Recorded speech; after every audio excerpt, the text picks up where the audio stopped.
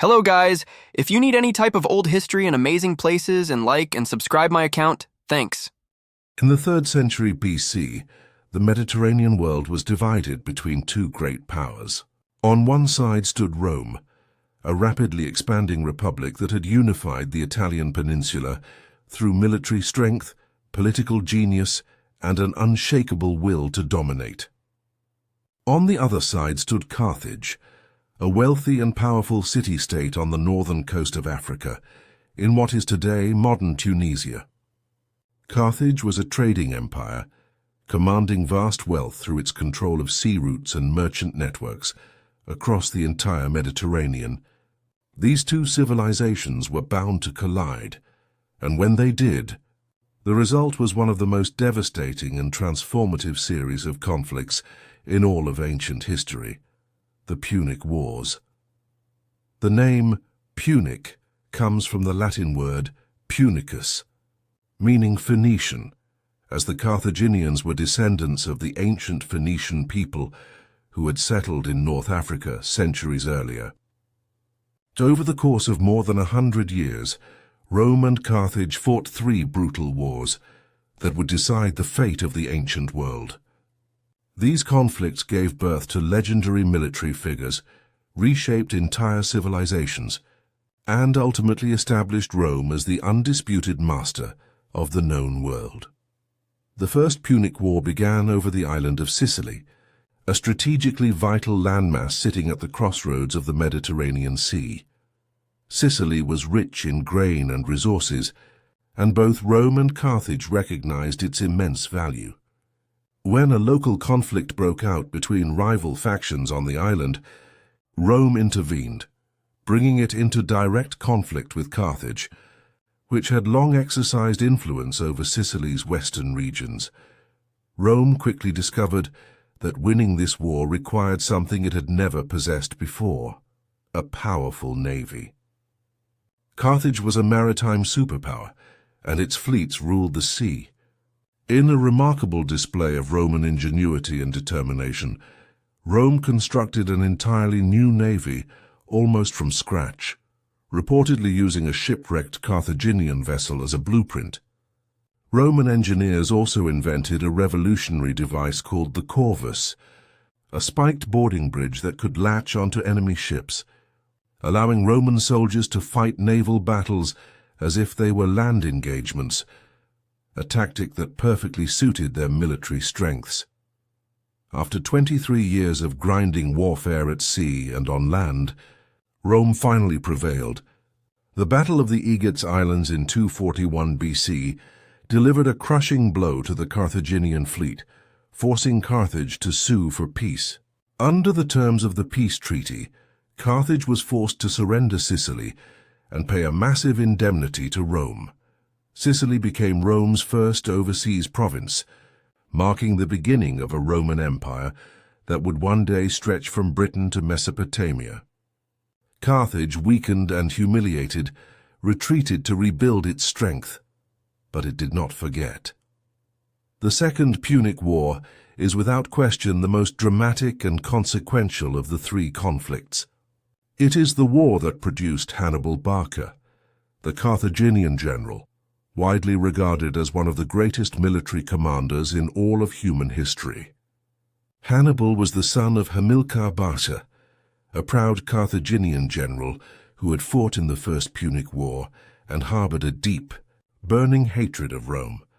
According to ancient sources, when young Hannibal begged his father to take him on campaign, Hamilcar made the boy swear an oath of eternal enmity toward Rome, an oath that Hannibal kept with extraordinary dedication. In 218 BC, Hannibal launched one of the most audacious military campaigns in history. Rather than attacking Rome by sea, where Rome now held naval superiority, he chose to march overland from Spain, through the rugged terrain of southern Gaul, and over the treacherous Alps themselves. His army consisted of approximately 50,000 infantry, 9,000 cavalry, and an astonishing 37 war elephants. The Alpine crossing was a nightmare. Freezing temperatures, steep cliffs, hostile mountain tribes, avalanches, and starvation claimed tens of thousands of lives. By the time Hannibal descended into northern Italy, he had lost nearly half his army. Yet he pressed on undeterred, bringing the war directly to Rome's doorstep. What followed was a series of Roman military disasters unlike anything the Republic had ever experienced. At the Battle of Trebia in 218 BC, Hannibal lured a Roman army into a trap, annihilating it in the freezing river waters.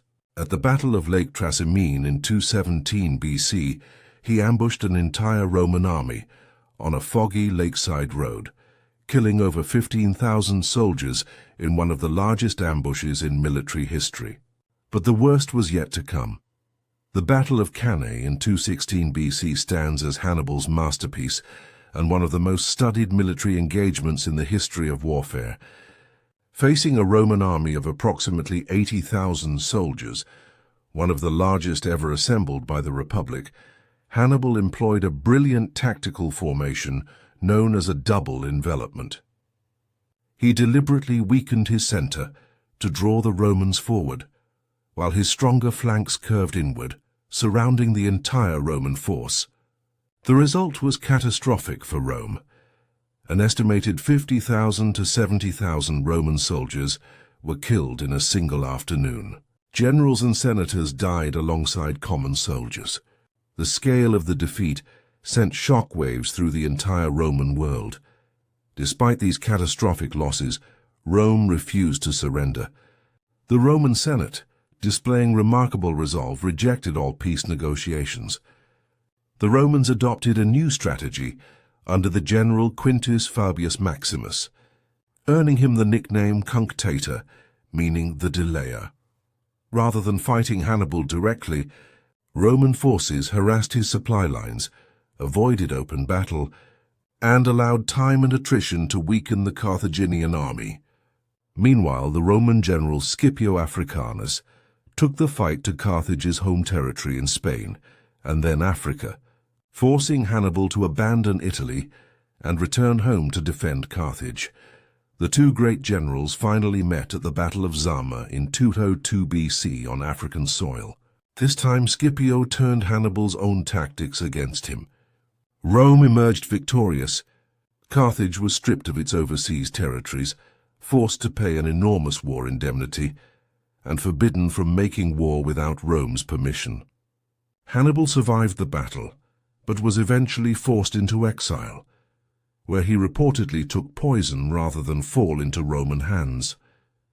Even in defeat, Carthage proved resilient. Within decades, the city had recovered much of its commercial wealth, alarming many Roman senators. The conservative statesman Cato the Elder became famous for ending every speech he gave in the Senate, regardless of the topic, with the same declaration: Carthago delenda est, Carthage must be destroyed. In 149 BC, Rome finally acted on that sentiment, launching the Third Punic War. Rome besieged the city of Carthage itself. The Carthaginian people, knowing their fate if the city fell, fought with desperate ferocity, melting down gold jewelry to make weapons and tearing the hair from women's heads to weave into catapult ropes. For 3 years they resisted. But in 146 BC, the Roman general Scipio Aemilianus finally broke through the city's defenses. What followed was total destruction. The city was burned to the ground over the course of 17 days. The surviving population was enslaved.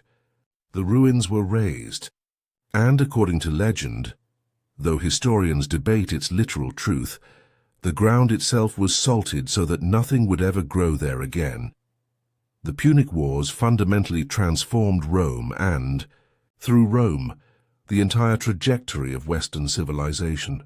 The destruction of Carthage left Rome without a rival in the Western Mediterranean, opening the door to Roman expansion across Europe, North Africa, and the Middle East.